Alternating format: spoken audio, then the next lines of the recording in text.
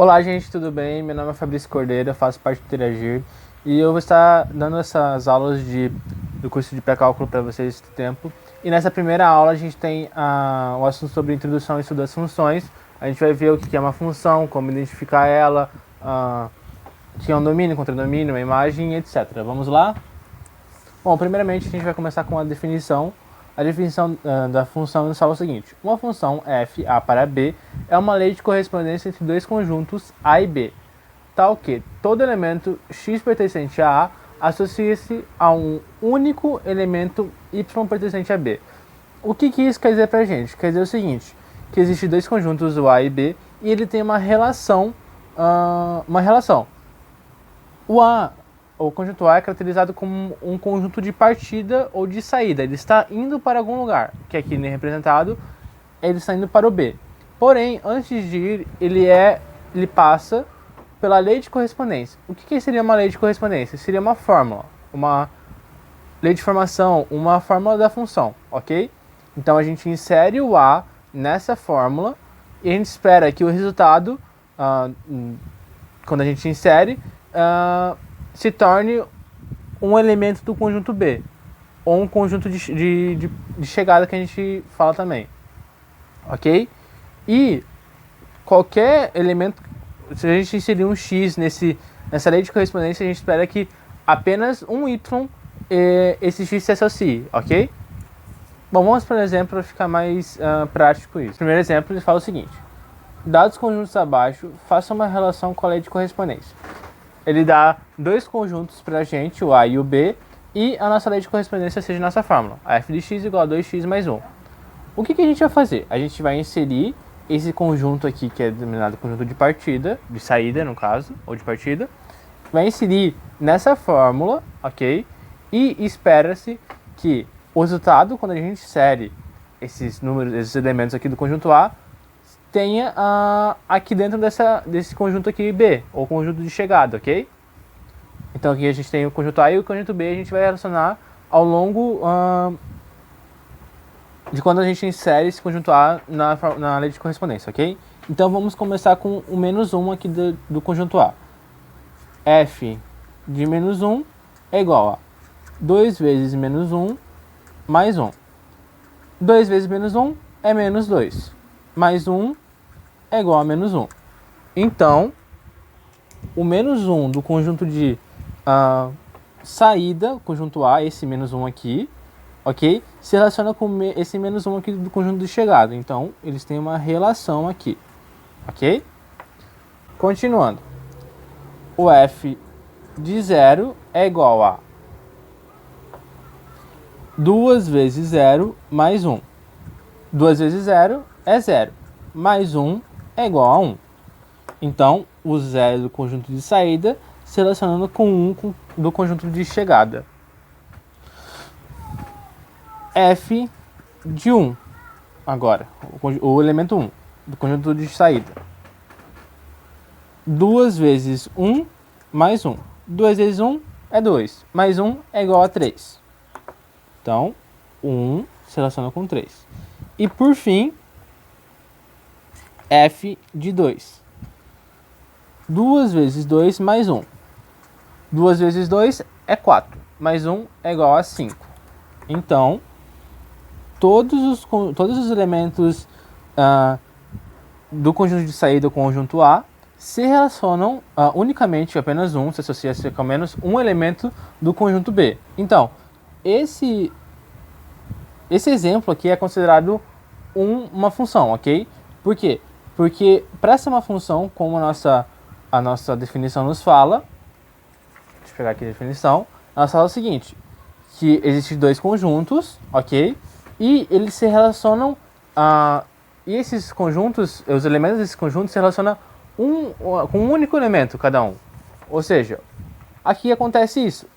Esse elemento aqui está se relacionando apenas com esse elemento aqui, o 0, está se relacionando com o conjunto de chegada apenas com esse elemento aqui, e assim por diante. Então, esse padrão aqui, esse exemplo, é uma função. Ok? Vamos para o nosso próximo exemplo, ok? Bom, Aqui a gente também tem dois conjuntos, ok? E aqui a gente tem como esses conjuntos estão se relacionando, ok? O A, ele está se caracterizando como um conjunto de saída e o B o de chegada, ou seja, o A está indo para B, ok? E aqui a gente tem nossa lei de correspondência, ou seja, nossa fórmula. Então a gente vai fazer a mesma coisa que a gente fez na questão anterior, ok? A gente vai pegar esses elementos de A, inserir na fórmula e ver se tem alguma relação com o conjunto de chegada. Se esses resultados estão aqui, vai ser o nosso... Esses elementos que estão aqui no conjunto B vai ser nosso resultado, ok? Então, inserindo os elementos do conjunto A na fórmula, primeiramente a gente vai começar com menos 1. O menos 1 é menos 1 ao quadrado igual a... Todo elemento, todo número que está elevado ao quadrado sempre vai retornar positivo. Se a base estivesse negativa, se a base está negativa, então ele vai se tornar positiva. Se é positiva, ele vai apenas continuar sendo positivo. Então, menos 1 ao quadrado é igual a 1. Então, o menos 1 se relaciona com 1.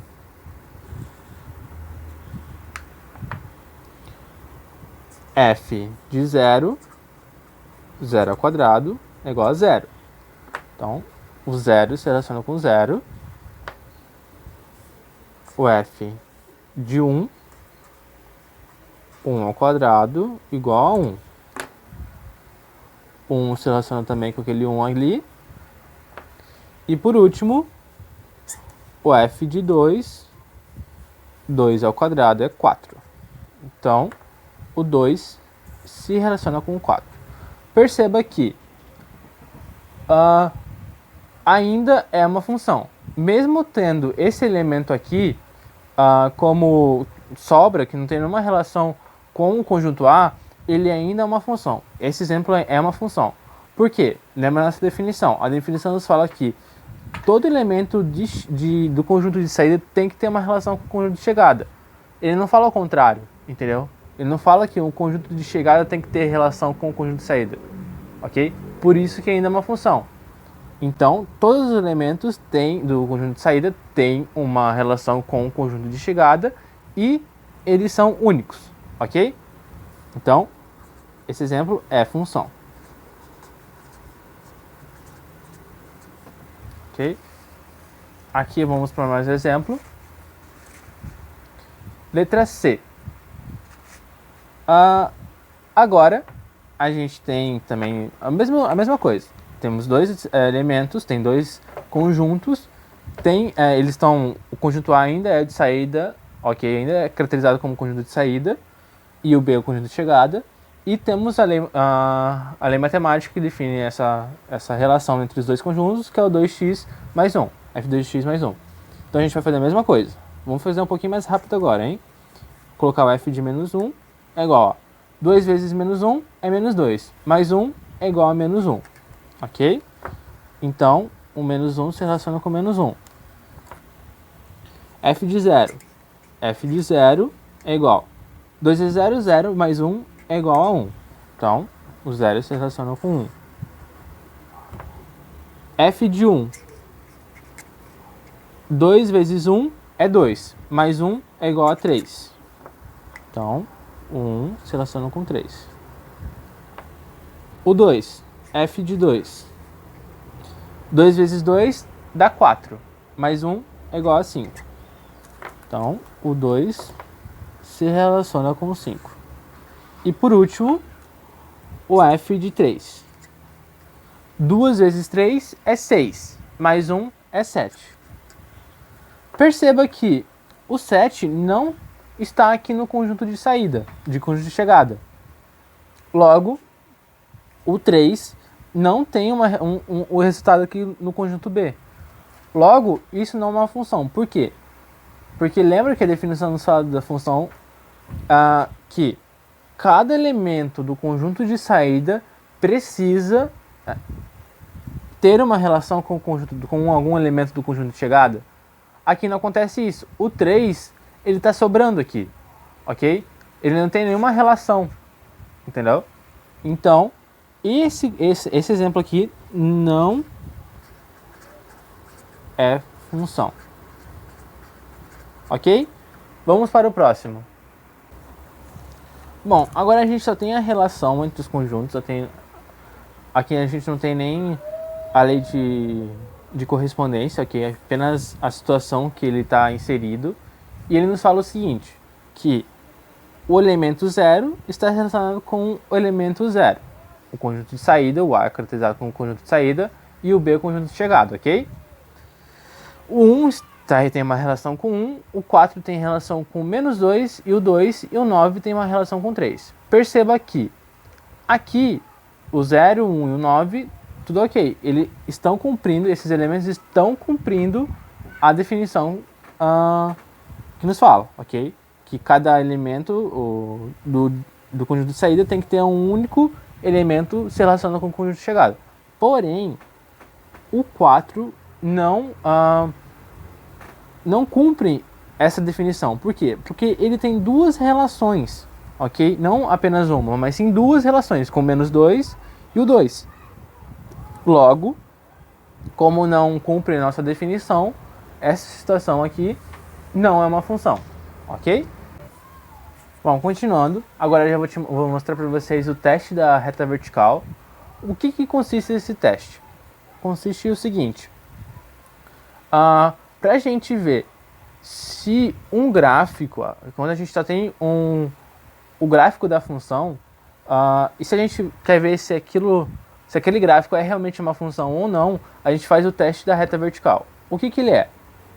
Ele é basicamente o seguinte, a gente vai traçar inúmeras retas verticais paralelas ao longo do gráfico e existem dois casos que pode acontecer com ele. Um é, se as retas interceptarem a curva em um ponto apenas, o gráfico é uma função.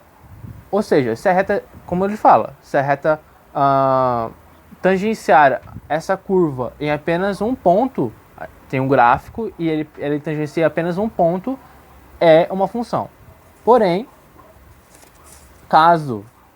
temos o outro caso 2, se as retas interceptarem a curva em 2 pontos, então o gráfico não é uma curva.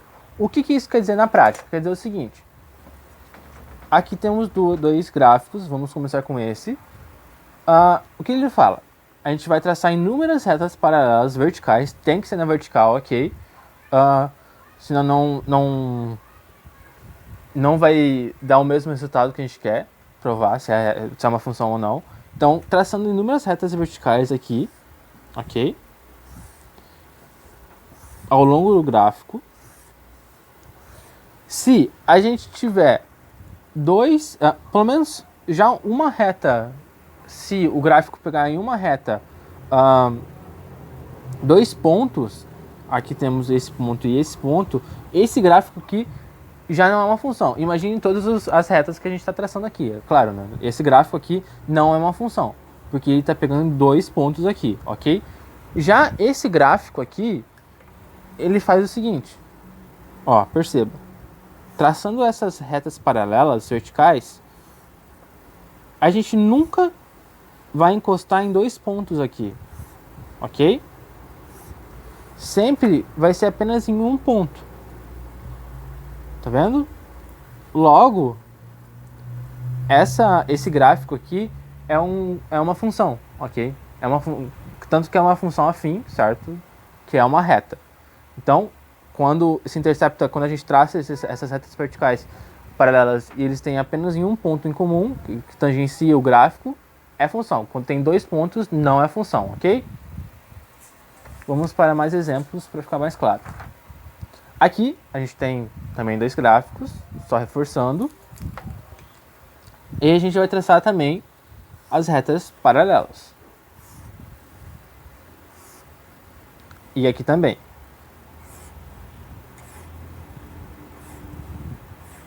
Perceba que aqui também é a mesma situação.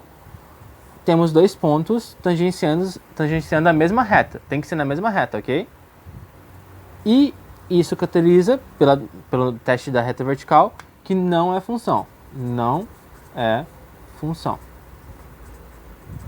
Ok? Esse gráfico aqui não é função. Já esse gráfico é uma função porque apenas em um ponto o gráfico está cortando a reta. Então, é função. Ok? Bom, agora eu vou mostrar um pouco sobre o domínio, o contradomínio e a imagem de uma função, o que é cada um deles. Primeiramente, eu vou dar a definição dos três e depois eu vou passar alguns exercícios para vocês, alguns exemplos. E primeiramente, a gente vai começar com o domínio. O domínio, ele nos fala que é o seguinte, a definição dele. Domínio é um conjunto de todos os elementos que x pertence a A, para os quais existe um y pertencente a B, tal que se forma o par ordenado xy pertencente a um conjunto F. O que isso quer dizer pra gente? Quer dizer o seguinte, quer dizer que o conjunto A, os elementos do conjunto A precisa ter uma relação com o conjunto B, certo? E essa relação se dá um par ordenado pertencente a um conjunto F. Resumindo, o domínio é nada mais nada menos que o nosso conjunto de saída, ok? Então, o nosso domínio é o conjunto de saída. O contradomínio é ao contrário do domínio. O contradomínio é o conjunto de todos os elementos que y pertence a B. Ou seja, como o domínio é o conjunto A, o y é o conjunto B.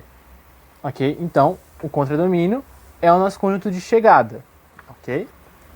E por último, a nossa imagem é o conjunto de todos os elementos que y pertence a B e que estão associados a x pertencente a A, tal que existe o par ordenado x e y.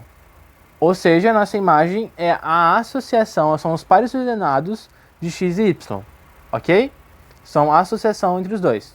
Porém, a imagem tem algumas particularidades. A imagem pode ser de duas formas. Como eu falei, a imagem pode ser de duas maneiras, existem elas. A primeira é que, o primeiro caso é que se o contradomínio for igual à imagem, ok? Então aqui a gente tem uma relação onde o conjunto A tem uma relação com o conjunto, todos os elementos do conjunto A tem uma relação com todos os elementos do conjunto B, ou seja, o contradomínio e a imagem são iguais aqui, ok? E a outra relação, outro caso, seria se a imagem e o contradomínio fossem diferentes, ou seja, o conjunto de saída não tem uma relação com todos os elementos do conjunto de chegada, está sobrando 14 e 17 aqui. Então, o conjunto de contradomínio, o conjunto B, é diferente da imagem, ok? Então, é esses dois casos que pode acontecer com a imagem, ser igual ou diferente do contradomínio, ok? Vamos para alguns exemplos. Exemplo A. Dado o conjunto A e B, certo? E sua lei de correspondência f de x igual a 2x mais 1, sendo f A para B, identificar o domínio, contradomínio e a imagem. O que a gente vai fazer aqui? A gente vai pegar esses elementos do conjunto A, certo? E inserir na fórmula. Então, o f de menos 1 é igual a 2 vezes menos 1 é menos 2, mais 1 é menos 1. Ok? Então, o menos 1 tem uma relação com o menos 1. f de 0. f de 0 é 2 vezes 0 é 0, mais 1 é 1. Então, o 0 tem uma relação com 1. f de 1. 2 vezes 1 é 2. Mais 1 é 3. Então, f1 tem uma relação com 3. f de 2 é igual a 2 vezes 2 é 4. Mais 1 é 5. Então, o 2 tem uma relação com 5. E por último, f de 3. 2 vezes 3 é 6. Mais 1 é igual a 7. Então, aqui é 7. E o 3 tem uma relação com 7. Perceba que, como a relação, o A está indo para o B, Então o conjunto de saída é o A. Logo, como o conjunto de saída é o domínio é igual ao conjunto A. Então, o domínio de F é igual ao conjunto A ou só A. Como o conjunto de saída é o A e o B é o conjunto de chegada. Logo, o contradomínio de F é igual a B, certo? E a imagem, ela é diferente do contradomínio. Por quê? Porque a imagem de F é igual a menos 1, 1, 3, 5 e o 7. O 10, certo? Esse elemento aqui do conjunto B não entra na imagem, porque não tem nenhuma relação com algum dos elementos do conjunto A. Logo, ele não faz parte da imagem. Lembra que a imagem é a relação entre os dois conjuntos, ok? Se aquele elemento tem uma associação com um conjunto, com outro conjunto, logo ele faz parte da imagem, beleza? Então, a imagem aqui é diferente do contradomínio, beleza? Vamos para mais exemplos. Letra B. Dados os conjuntos A e B e sua lei de correspondência, essa f de x igual a x ao quadrado mais 2x mais 1, sendo f A para B, identificar o domínio e contradomínio e a imagem. É a mesma coisa que o anterior, né? Então, substituindo, temos que f de menos 1 é igual a menos 1 ao quadrado mais 2 vezes menos 1 mais 1. Isso é igual a menos 1 ao quadrado é 1, mais 2 vezes menos 1 é menos 2. Menos 2 mais 1 é igual a 0. Logo, o menos 1 tem uma relação com 0. F de 0. 0 ao quadrado mais 2 vezes o 0 mais 1. 0 ao quadrado, cancela isso aqui. 2 vezes 0 é 0, 0 ao quadrado é 0. Fica só apenas 1. Então, o f de 0 tem uma relação com 1. 1 e o 0. 0 e 1. Agora, f de 1. F de 1 é igual a 1 ao quadrado mais 2 vezes 1 mais 1. 1 ao quadrado é 1. 2 vezes 1 é 2, mais 1 dá 3, dá 4. Então, o 1 tem uma relação com 4. E por último, f de 2. F de 2 é 2 ao quadrado mais 2 vezes 2 mais 1. 4 mais 4 dá 8, mais 1 dá 9. Logo, o 2 tem uma relação com 9. Agora perceba, o conjunto de saída é o A, como já falado no enunciado, e o conjunto de chegada é o B. Logo, o domínio de F é o conjunto A. O conjunto A tem os elementos menos 1, 0, 1 e o 2. O contradomínio é o nosso conjunto de chegada, ou seja, o conjunto B. Então, é 0, 1, 4 e 9. E por último, nossa imagem é a relação entre os dois conjuntos. A imagem de F é igual a o 0, o 1, o 4 e o 9. Perceba que aqui a gente tem a imagem igual o contradomínio, ok? Então eles são iguais. No outro exemplo eles eram diferentes. Então podem, como eu já disse, pode ter esses dois casos, beleza? Vamos dar prosseguimento. Agora, eu vou mostrar para vocês como determinar o domínio a partir da fórmula, ok? Então, a gente tem aqui um exemplo, beleza? E para a gente determinar o domínio a partir da fórmula, a gente tem que ver a restrição da fórmula, ok? Se essa função aqui tem alguma restrição que a gente saiba. Por enquanto, aqui a gente pode colocar qualquer valor que não tem nenhuma restrição. Ou seja, a gente pode colocar o 0, o 1, o menos 1, números negativos, números fracionários, razões, qualquer valor a gente pode colocar aqui que não vai ter problema. Ele vai dar algum resultado pra gente. Então, como não tem nenhuma restrição aqui pra gente, logo o resultado é o próprio conjunto dos reais. Pode colocar qualquer número aqui, ok? Na letra B, acontece a mesma coisa, ok? A gente não tem nenhum número que faz com que não exista a função, ok? A gente pode colocar qualquer número aqui que vai existir a função x ao quadrado. Logo, o resultado também será o conjunto dos reais, ok? Aqui, na letra C, a gente tem o f de x igual a raiz cúbica de x ao quadrado menos 1.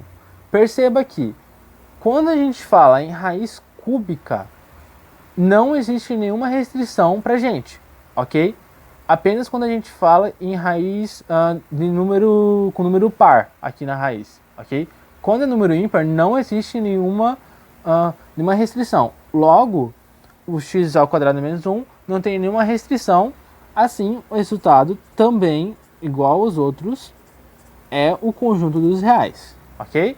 Então, o domínio dessas três funções são os reais e apenas os reais, ok? Continuando, então, aqui a gente tem duas alternativas agora, e vamos analisar a primeira letra D. Lembra que eu te falei que quando a raiz tem um número par aqui, ela tem uma restrição, ok? Existe uma restrição nela, quando é número ímpar não existe. A restrição que existe aqui é o seguinte: a restrição é que o que está dentro da raiz, o x, como por exemplo aqui o x mais 1, necessita ser maior ou igual a zero. Sem essa lei aqui, sem essa restrição, não existe a função, não existe o gráfico da função, não existe nada, ok? Para a gente resolver qual que é a restrição, qual que é o domínio que tem esse f de x, a gente precisa resolver essa equação aqui. Como é que a gente resolve ela? A gente apenas coloca esse 1 para o outro lado, ok? A gente pega o x precisa ser maior ou igual a menos 1. Como está passando para o outro lado, a gente troca o sinal, ok? Então, a restrição é o seguinte, que o x precisa ser maior ou igual a menos 1. Por que acontece se o x for menor do que menos 1? Vamos fazer um exemplo aqui do lado. Se ele for menor do que menos 1, acontece o seguinte, colocando menos 2 aqui, por exemplo, e mais 1. Raiz de menos 2 mais 1 dá menos 1. E aqui a gente não tem como saber o resultado dessa equação aqui, dessa raiz. Por quê? Porque ela está no conjunto dos números imaginários, certo? Aqui nas funções a gente trabalha apenas com números reais, com o conjunto dos reais, ok? Então aqui a gente não tem como resolver ela, ok? A gente não tem como saber qual a raiz de menos 1, porque é um conjunto dos números imaginários, ok? Então, o nosso domínio vai ser o seguinte: o domínio de f é igual a x pertencente aos reais, tal que x é maior ou igual a menos 1. Então, essa é a nossa resposta, ok? Então, o domínio vai ser esse. Seguindo os exemplos, agora temos a letra E. F de x igual a raiz de x menos 1 dividido por x ao quadrado mais x menos 2. Aqui a gente tem que ir por partes, ok? Vamos ver a primeira restrição. Como a gente já viu aqui em cima, a raiz com número par, com índice par, tem uma restrição que ela precisa ser, o que está dentro dela precisa ser maior ou igual a zero. Logo, a primeira restrição aqui diz o seguinte: primeira restrição nos fala que o x menos 1 precisa ser maior do que ou igual a zero. Resolvendo, o x precisa ser maior ou igual a 1, ok? Passei apenas para o outro lado. Então, essa é a primeira restrição.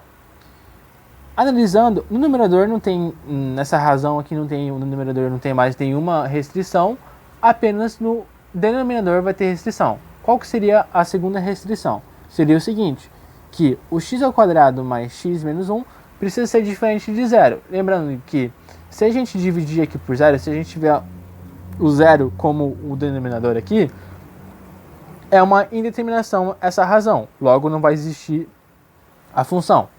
Por isso que o x² mais x menos 2 precisa ser diferente de zero. Então, fazendo aqui do ladinho, destacar aqui, temos a segunda restrição.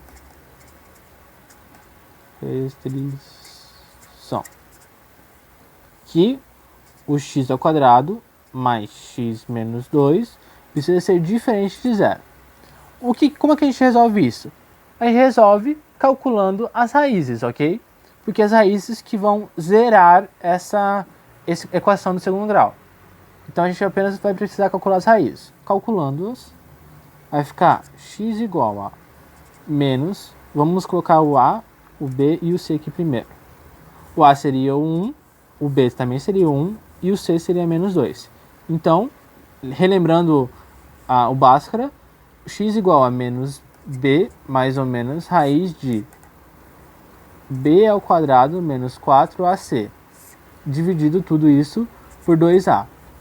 Apenas substituindo aqui, vai ficar o seguinte, x igual a menos 1 mais ou menos raiz de b², 1², menos 4 vezes 1, que é o a, vezes menos 2, que é o c. Tudo isso dividido por a, que é 2 vezes 1, então dá 2. Fazendo direto já, 4 vezes menos 2 dá 8, certo? Mais 1 dá 9. Raiz de 9 é 3. Então, fica menos 1 mais ou menos 3. Tudo isso dividido por 2. Então, a gente aqui vai ter dois resultados, o x1 e o x2, ok?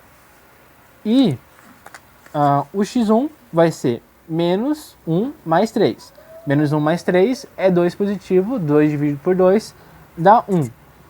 E o x2 vai ser menos 1 menos 3, que dá menos 4, dividido por 2 dá menos 2. Assim, a segunda restrição nos diz que é o seguinte, que o x² mais x menos 2 precisa ser diferente de 1 e menos 2. Agora a gente tem que ajuntar as duas restrições, certo? Para ter a resposta. Na primeira restrição, o x precisa ser maior ou igual a 1.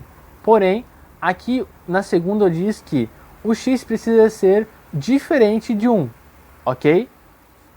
Então, a gente não pode dizer que o x tem que ser igual a 1, ok? Por isso que tem que ser apenas o x maior do que 1. Concorda comigo que se a gente colocar numa reta real, vamos fazer aqui a reta real, aqui desse lado aqui. Em ordem, o menos 2 estaria aqui, aí teria o menos 1, o 0, aí teríamos o 1.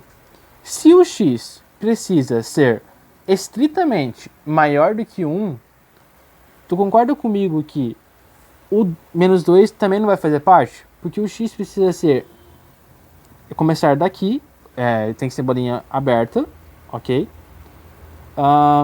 E ser maior do que 1, ok? Não incluindo 1. Ou seja, todos esses números que estão antes de 1, incluindo 1, não podem estar no domínio. Logo, descartamos o menos 2, ok? Então, o menos 2 não faz parte do conjunto dos reais. Logo, o domínio da função, o domínio de f é igual a x pertence aos reais, tal que x é maior do que 1. Estritamente, lembre que não pode ser igual. Então, esse seria o nosso domínio, beleza? Continuando, agora a gente vai ver um pouco sobre funções injetoras, bijetoras e sobrejetoras. Começando com as funções injetoras. As funções injetoras, vou mostrar agora as definições dela. Função injetora, dado x1 e x2 pertencente ao domínio da f, se x1 for diferente de x2 e f de x1 for diferente de f de x2, então a função será injetora. O que isso quer dizer pra gente? Colocando em dois conjuntos, aqui temos o domínio, aqui o contradomínio, e se o x1 se relacionar estritamente apenas com o x1, ou com f de x1, e o x2 se relacionar apenas com f de x2, isso será uma função. Ok? É isso que nos fala a definição de função injetora. Que se os elementos do x1, do domínio, se relacionar apenas com estritamente com e diferente elementos do contradomínio, então isso é uma função. Colocando num gráfico para deixar mais claro, por exemplo, esse é um gráfico de uma reta, ou seja, de uma função afim. Perceba que cada elemento aqui está se relacionando apenas com outro elemento. Os elementos do eixo x estão se relacionando apenas com um elemento do eixo y. Ok? Então, isso é uma função injetora. Ok? Esse é um exemplo de função injetora. Seguindo. Já aqui, esse gráfico nos mostra que tem dois elementos do eixo y se relacionando apenas com um elemento do eixo y, certo? Ou seja, tem dois elementos do eixo x relacionando apenas com um elemento do eixo y. E isso caracteriza-se como uma não função injetora. Ok? Lembrando que se x1 for diferente de x2 e f de x1 for diferente de f de x2, então é função injetora. Aqui não acontece isso. Temos o x1 igual a menos 1, o x2 igual a 1. O x1 é diferente do x2, ou seja, esse menos 1 é diferente de 1, ok? Porém, a f de x dos dois são iguais. Logo, não é uma função injetora. Beleza? Porém, a gente pode restringir o domínio dela e tornar essa função aqui ser injetora. A gente faz o seguinte. Se a gente restringir o domínio dela, ok?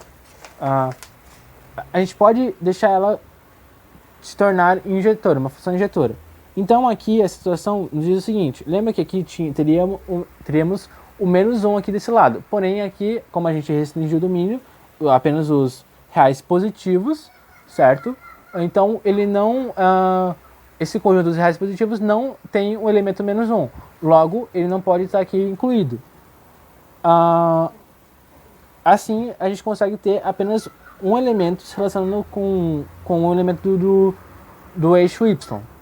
E esse gráfico aqui, tendo essa restrição do domínio, é uma função injetora. Assim como quando a gente tem do outro lado, certo? Quando o gráfico dos conjuntos dos negativos, ok? É a mesma coisa que o outro. Então, essas duas maneiras, restringindo dessas duas maneiras, a gente tem funções injetoras. Logo, as duas são funções injetoras, ok?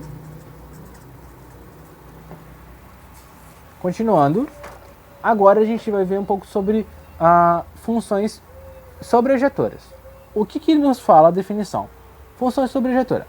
F é sobrejetora se para todo y pertencente ao contradomínio de f estiver associado a algum x pertencente ao domínio de f. O que isso quer dizer pra gente? Quer dizer o seguinte, que a imagem de f precisa, quando for a imagem de f igual ao contradomínio de f, como eu já falei anteriormente, que a imagem pode ter esse caso, então isso é caracterizado de uma função sobrejetora. Isso que é uma função sobrejetora, ok? E por último, a função bijetora é nada mais nada menos que a junção da função injetora com a função sobrejetora, ok? Beleza? Essa foi a aula então, gente. Tchau, tchau.